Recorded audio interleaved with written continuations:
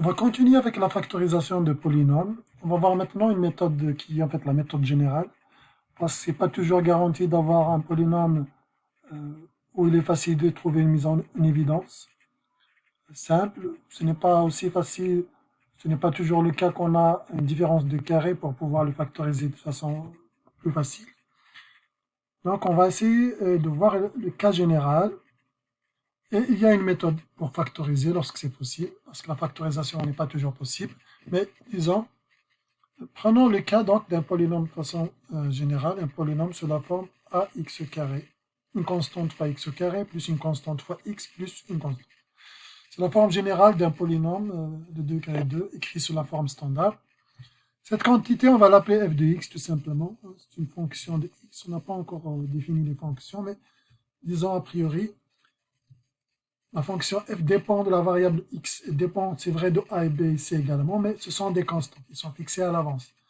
X c'est la variable, à chaque fois que x prend une valeur, la valeur de f change. Donc f dépend de x. F c'est une fonction de x. Le discriminant de ce polynôme f, notre polynôme qu'on a appelé f de x, son discriminant est défini comme étant b carré moins 4ac. En fait, c'est la valeur de ce discriminant qui va nous permettre de faire la factorisation. Donc, en gros, on va avoir la chose suivante. Il est vrai, ici, on a parlé de 0 de f. C'est un concept qu'on n'a pas encore défini. Le 0 de la fonction f, s'ils existent, ce sont les valeurs qui annulent la fonction f. Donc, ce sont les x pour lesquels f égale à 0. On va essayer de comprendre graphiquement qu'est-ce que ça veut dire à 0. D'abord, soit pour une fonction quelconque d'abord, puis on va voir pour un polynôme. Pour une fonction quelconque, si je prends cette fonction, ben, elle ne coupe pas l'axe des x, donc il n'a pas de 0. Okay. Si je prends une autre fonction, une droite, elle coupe l'axe des x, par exemple en 3, ça veut dire que 3, c'est un 0 de ma fonction. C'est un 0, donc lorsque x égale 3, ma fonction s'annule. Mon f de x est égal à 0. Et bien évidemment, une fonction peut admettre plusieurs zéros. Plusieurs zéros. Donc, une fonction peut admettre plusieurs zéros. Ça, de façon générale, c'est quoi un zéro d'une fonction? Pour le cas de fonction quadratique, une fonction quadratique, c'est en fait une parabole. Elle peut être une parabole verticale, elle peut être une parabole verticale inversée. Ça arrive lorsque vous avez A strictement positif et ça lorsque A strictement négatif. On a toujours, il ne faut pas oublier, on a la parabole ax carré plus bx plus c. Okay. Donc quand on parle de 0, on parle donc de l'intersection avec l'axe des x. En quoi le graphe, ce graphe qui est une parabole, va couper l'axe des x? Est-ce qu'il va le couper déjà? Donc en fait, il y a plusieurs situations selon la valeur de delta. Et le delta, on vient de le définir, c'est b carré moins 4ac. La parabole pourrait ne pas couper l'axe des x du tout. Il pourrait être juste quelque part ici, quelque part là. Mais il ne coupe pas l'axe des x ici. Ça, c'est l'axe des x. Donc ça, c'est l'axe des x, ça, l'axe des y. Ici, les deux paraboles ne coupent pas. Ça arrive lorsque delta est strictement négatif. Delta strictement négatif, la parabole ne coupe pas l'axe des x. Et dans ce cas-là, le polynôme de degré 2, la forme quadratique, ne peut pas être factorisé. On ne peut pas factoriser ce polynôme. La deuxième situation, c'est que la parabole va couper l'axe des x en deux points distincts. x1 et x2. Si c'est une parabole inversée aussi, on peut avoir x1, x2 ici, par exemple. Ça, c'est une situation, ça arrive lorsque delta est strictement positif. Delta strictement positif. Donc, la fonction va admettre deux zéros. C'est ça dont on parle quand on dit les zéros de la fonction f. Ce sont les points d'intersection, ou les abscisses des points d'intersection avec l'axe des x. Il y a une troisième situation, à vrai dire, c'est lorsque delta est égal à 0. Dans ce cas-là, la fonction, la parabole ne va pas vraiment couper l'axe des x, mais elle va juste le toucher comme ça. Un seul point. Ça arrive lorsque delta est égal à 0, mais il peut être une parabole verticale également, hein. Pas juste inversée, peut être une parabole verticale. Mettons qu'elle va le couper ici, même si je n'ai pas fait correctement mon dessin. Voilà, ça arrive lorsque delta est égal à 0. Si delta est égal à 0 aussi, la factorisation va être possible, même si la fonction va mettre un seul 0 au lieu de 2. On va voir donc ça pour la notion de 0 d'une fonction. Ce sont les points d'intersection avec l'axe des x. Et lorsque c'est une parabole, au maximum, il va y avoir 2. Ça peut avoir donc 2 points si delta est strictement positif. Il peut y avoir aucun point si delta est strictement négatif. Il peut y avoir un seul point si delta, le discriminant delta est égal à 0. Bien évidemment, donc, les points d'intersection, on peut les calculer avec les deltas, hein. Donc ici, on a la forme condensée, mais je préfère la forme d'écrire les deux points en même temps. x1 égale moins b moins racine de delta sur 2a, et x2 égale moins b plus racine de delta sur 2a.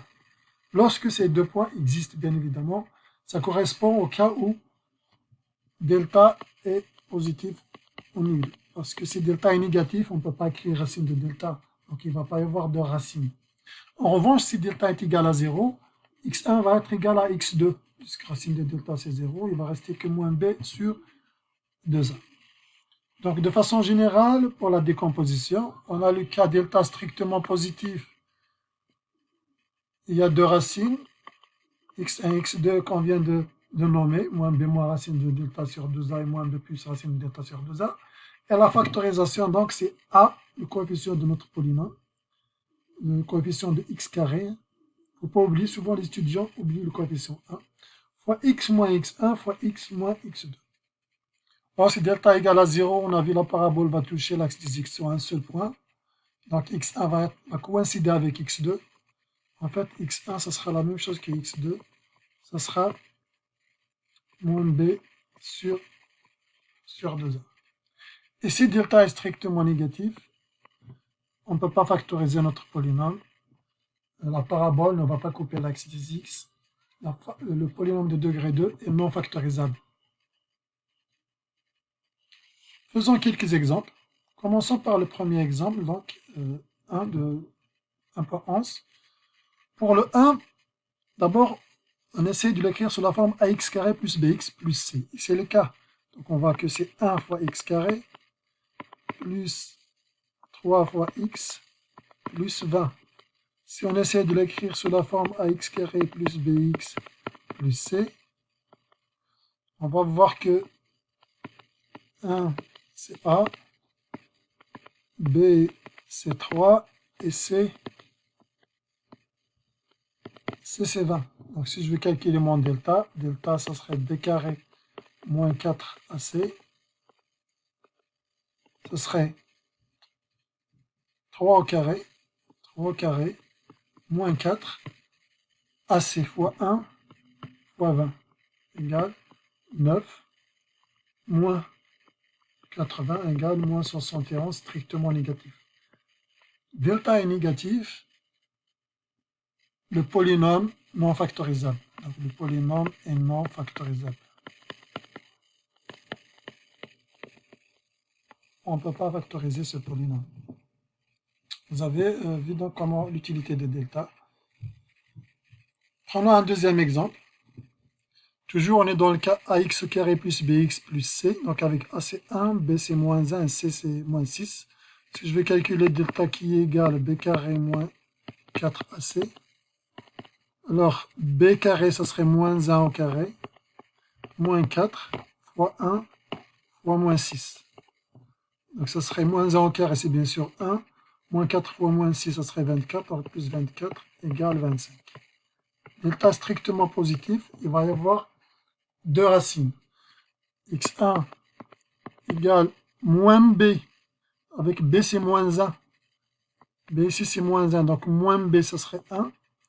moins racine de delta, racine de 25, sur 2a. A, c'est 1, donc sur 2. Donc égale 1 moins 5 sur 2, égale moins 2. Et la deuxième racine, ça sera x2, donc égale toujours moins b, b c'est moins 1, donc ce sera 1 plus racine de delta, racine de 25, sur 2, ce serait donc 6 sur 2, c'est 3. Et la factorisation, donc, on peut écrire x carré moins x moins 6. On a dit, si vous vous rappelez bien, on va ici, c'est la constante a de notre polynôme, du coefficient x carré du polynôme, fois x moins la première racine, fois x moins la deuxième racine.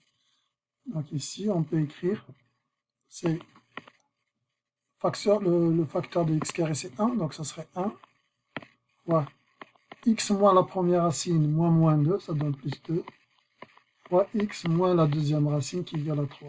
Bien sûr, on peut effacer ce 1 là, ça ne sert à rien. En gros, on a factorisé notre polynôme. Et là, vous voyez bien sûr l'importance du calcul des racines. Et on peut faire un check, bien évidemment. X fois x, ça donne x carré. 2x moins 3x, ça donne moins x. Et 2 fois moins 3, ça donne moins 6. Voilà, donc on peut toujours faire un check à la fin. Pour l'exemple 3, on peut également calculer delta de la même manière. Donc delta, c'est b carré, donc c'est moins 6 au carré. Mais dans la pratique, on écrit directement 6 au carré parce que, pour simplifier, donc moins 6 au carré ou 6 au carré, c'est pareil. Moins 4 fois 9 fois 1. On évite d'écrire fois 1 aussi dans le cas pratique. Là, on essaye d'expliquer les choses, mais de façon générale, on évite d'écrire comme ça fois 1.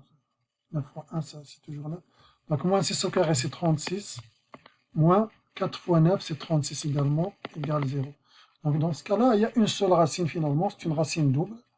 Donc là, x1, c'est la même chose que x2, c'est moins b sur 2a. Moins b sur 2a, c'est-à-dire quoi? Moins b, b c'est moins 6, donc c'est 6 sur 2a, sur 2 fois 9, sur 18.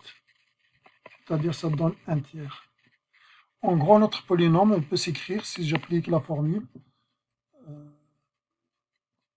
les racines simples, non, cas des racines doubles, donc ça serait a fois x moins x1 au carré. Donc, on peut bien sûr, on peut utiliser la formule générale déjà ici, on peut utiliser la formule générale, on peut dire c'est a, c'est 9, fois x moins x1, moins 1 tiers, fois x moins x2, moins 1 tiers, mais c'est la même racine, on voit que c'est la même racine, x1 c'est égal à x2, et c'est toujours le cas lorsque delta est égal à 0.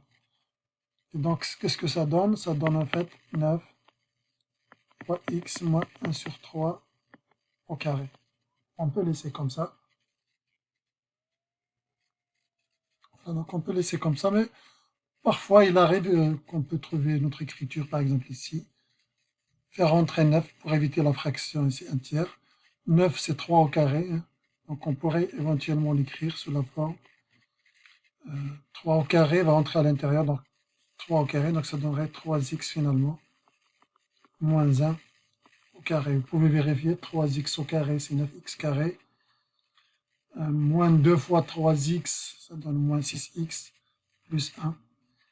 C'est une identité remarquable, en fait, de type A moins B au carré. Donc, les deux écritures sont valables. Et les deux, c'est une factorisation du polynôme 9x carré moins 6x plus 1.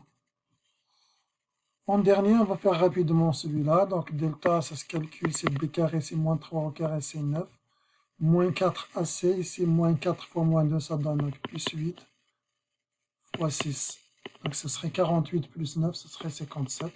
Donc, il va y avoir deux racines x1 et x2. x1, ça serait moins b, donc c'est 3 moins racine de 57 sur 2a, c'est-à-dire sur 12. Et x2, c'est 3 plus racine de 57 sur 12. Et la factorisation, donc, se fait 6 fois x moins x